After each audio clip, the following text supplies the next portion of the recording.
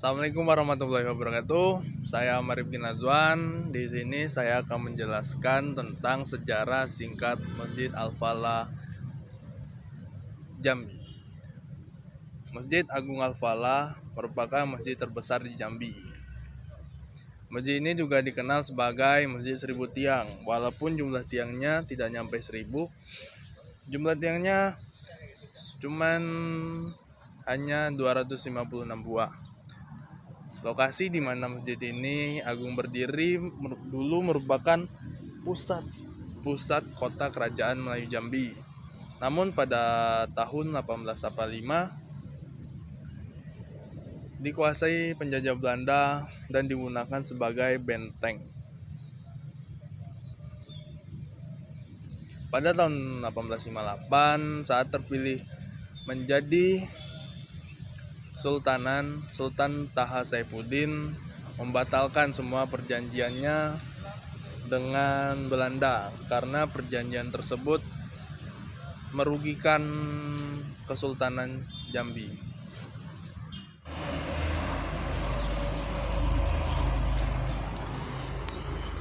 Pada tahun 1858 saat terpilih menjadi Sultan di Sultanan Jambi, Sultan Taha Saifuddin membatalkan semua perjanjian yang dibuat Belanda dengan mendiang ayahandanya, karena perjanjian tersebut sangat merugikan Kesultanan Jambi. Saat itu Belanda sangat marah dan mengancam akan menyerang istana. Namun Sultan Taha justru lebih menyerang pos Belanda di daerah Kumpe. Pasukan Belanda melakukan serangan balasan dan membumi hanguskan kompleks istana Tanah Pilih. Tahun 1906, lokasi bekas istana Sultan tersebut dijadikan asrama tentara Belanda yang digunakan sebagai tempat pemerintahan keresidenan. Di era kemerdekaan sampai tahun 1970-an, lokasi tersebut masih difungsikan sebagai asrama TNI di Jambi. Pada awalnya, gagasan pembangunan Masjid Agung sudah mengemukakan tahun 1960-an oleh pemerintah Jambi beserta tokoh-tokoh Islam di Jambi, namun proses pembangunan masjid baru mulai tahun 1971. Para alim ulama dan tokoh-tokoh Jambi diantaranya M.O. Bafedal, Haji Hanafi, Nurdin Hamzah, dan gubernur saat itu Tambunan atau Nur Ahmadi Brata sepakat untuk membangun Masjid Agung di lokasi tersebut dan merelokasi asrama TNI. Salah satu alasan kenapa masjid yang dibangun di lokasi bersejarah tersebut adalah mengacu pada lambang Jambi yang terdapat gambar masjid. Masjid Agung Al-Falah Kota Jambi diresmikan penggunaannya oleh Presiden Soeharto pada tanggal 29 September 1980. Masjid kebanggaan warga Jambi ini berdiri di atas lahan seluas lebih dari 26.850 meter persegi atau lebih dari 2,7 hektar, sedangkan luas pembangunan masjid adalah 6.400 meter persegi dengan ukuran 80 meter x 80 meter dan mampu menampung 10.000 jamaah sekaligus. Sedari awal pembangunan Masjid Agung hingga sekarang tetap dipertahankan sesuai bentuk awalnya. Kalaupun ada renovasi, hanya penambahan ukiran pada mihrab imam tanpa merombak bentuk awal masjid dan mengganti pembungkus tiang di tahun 2008. Masjid Agung Al-Falah Kota Jambi membangun lengkap dengan kubah besar dan menara yang menjulang. Keseluruhan bangunan masjid menggunakan material beton yang bertulang. Jika dipandang sepintas, lalu sejajaran tiang-tiang masjid berwarna putih yang ramping di masjid ini memiliki kemiripan dengan tiang-tiang Masjid Agung di kota Roma, Italia, yang dibangun jauh lebih belakang dibanding dengan Masjid Al-Falah di Jambi. Ide perencanaan program pembangunan Masjid Provinsi Jambi ini telah dimulai pada tahun 1960-an oleh pemerintah dan beberapa pemikiran tokoh-tokoh agama, tokoh adat, tokoh masyarakat Jambi yang bertujuan untuk meningkatkan syiar Islam. Di samping akibat peningkatan jumlah penduduk, juga untuk mempermudah umat dalam menjalankan ibadah. Dari pendapat yang timbul untuk mencari berbagai solusi terbaik termasuk lokasi, pendanaan, dan sebagainya, maka pada tahun 1971 program pembangunan masjid provinsi ini baru dapat dimulai. Pembangunan masjid ini diperkasi oleh Dr. Andes Haji Abdurrahman Sayuti, Sekretaris Daerah Provinsi Jambi ketika itu, dan dengan dukungan oleh sejumlah tokoh-tokoh ulama, pejabat pemerintah, dan tokoh masyarakat Jambi sepakat akan mendirikan sebuah masjid provinsi yang nantinya akan menjadi simbol kemasyhuran masyarakat Jambi pada tokoh tersebut. Usulan pembangunan masjid ini disampaikan kepada Gubernur KDA tingkat 1 Provinsi Jambi RM Nur Atmadribrata, sekaligus dimohon kepada beliau dapat meminta kembali tanah yang bersejarah, yaitu tanah pilih Sultanan Jambi pada tahun 1885 dikuasai oleh Belanda agar dijadikan lokasi pembangunan masjid provinsi. Tanah tersebut pernah dijadikan pusat pemerintahan Belanda.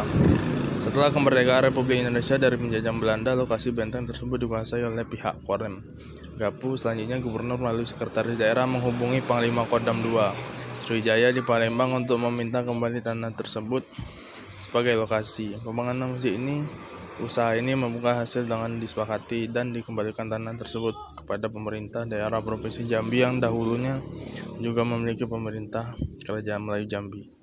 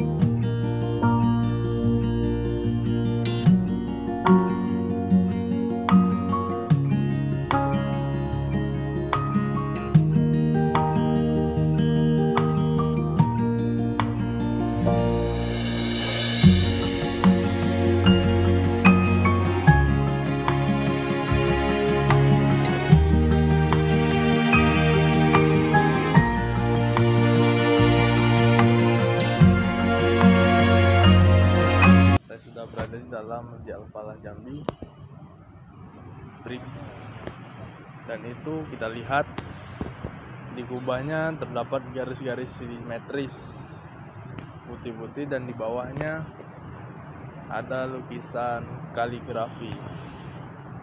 Tiang ini terdiri dari dua bagian, yaitu bagian yang warna kuning terbuat dari seng, serta bagian yang warna putih itu melingkari bagian luar masjid. Sekian informasi penjelasan sejarah singkat dari saya. Wassalamualaikum warahmatullahi wabarakatuh.